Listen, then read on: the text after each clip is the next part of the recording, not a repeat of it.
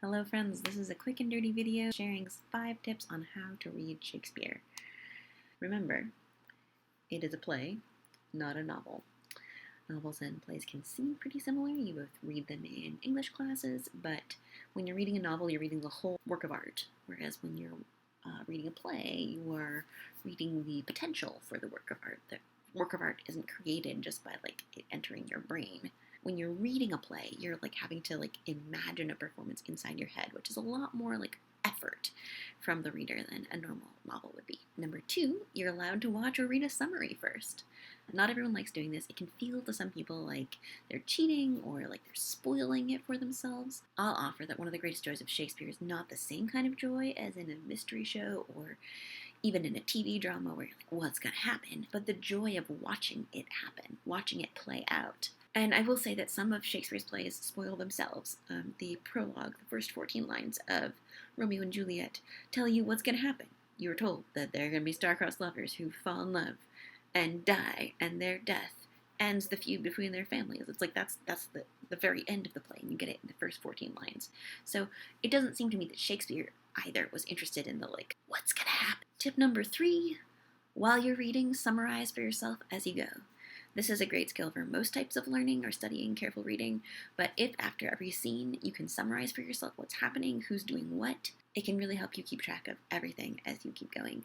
If you're uncertain, it's even more helpful, sort of voice for yourself or think for yourself what is going on, and then you can always check. Read a summary after you've read the scene just to make sure you've got it. If you're finding it challenging, consider listening as you read.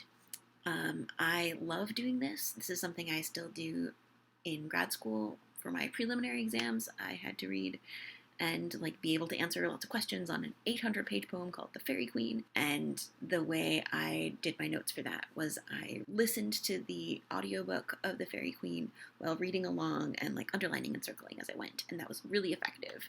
But it works great for Shakespeare plays too. It helps you keep track of which characters are which and who talks to whom, because you can hear the actors' voices. You can have it be performed for you to a certain degree in your ears. And then my 5th suggestion is to read plays out loud with friends.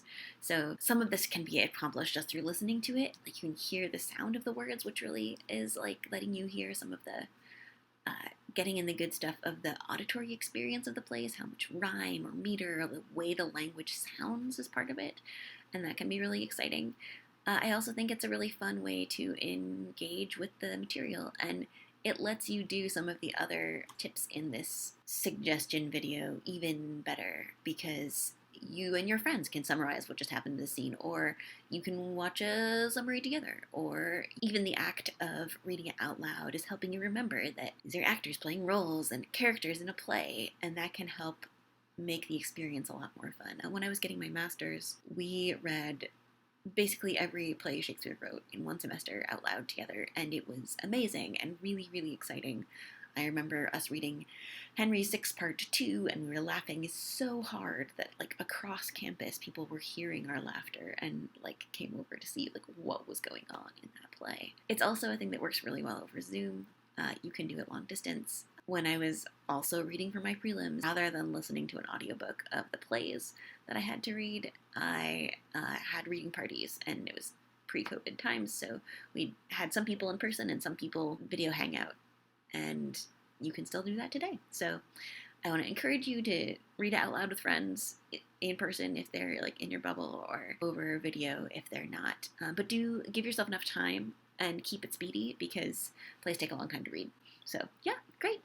Those are my suggestions. I hope that they're helpful, and if you have thoughts about other tips you would suggest for people who are reading Shakespeare or struggling to read it, feel free to share that in the discussion forum if you are in my class, or in the comments if you're watching on YouTube.